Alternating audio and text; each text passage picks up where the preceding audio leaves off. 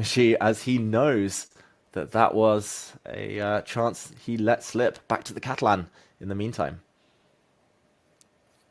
And there we go. Queen takes c4. This is one of the main lines. And a slightly different twist. This time the black bishop gets easier access into the center.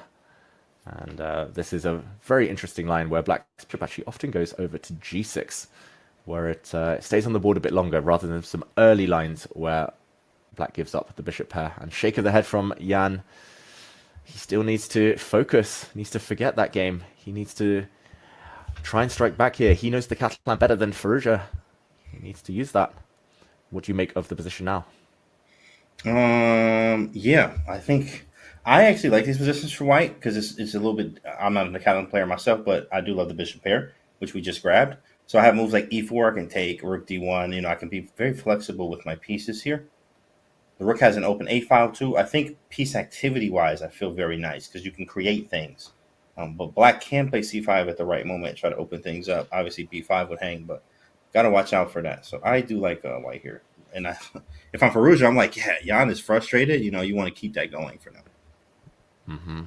Another long game would be perfect for Firouzja, just eating more time off the match clock. This could be the last one if he is able to keep the tension, play another 137 moves.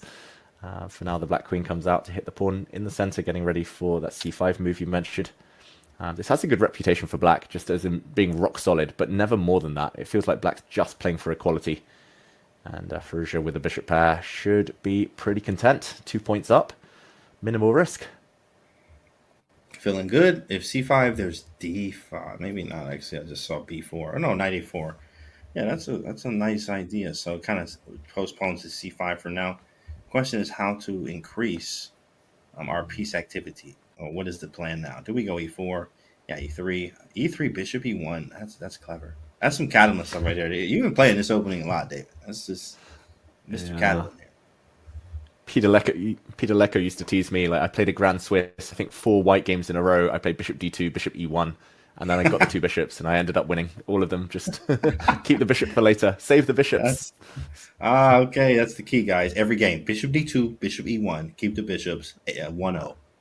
Heard it from David. And then just do nothing for 60 moves until it's the end game, and then the bishop comes to life. Yeah, that's the problem. I just can't do nothing for 60 moves, David. I have to sack something at some point. I have to. Yeah, and normally Alireza has to as well. He pushes d5, very ambitious. Probably a good idea. He wants to get that strong light squared bishop in the center. Okay, knight takes, I'm expecting. And then the bishop sits looking at the black king. I could see this going wrong for Jan right now. He's playing so speedy. 2 minutes up on the clock again. That's the story of the 5+1 portion, but he just hasn't had the killer instinct to back it up, Jan. He's had great positions, great clock management. He needs the accuracy.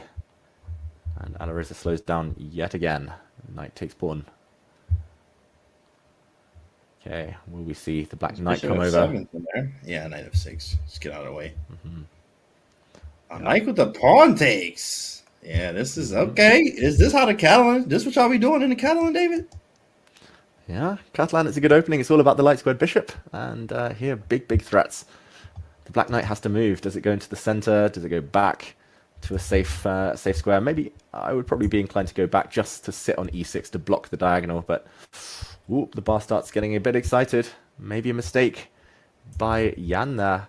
Does the white rook start joining the party soon? Or does the white queen step forward? There's threats in the air.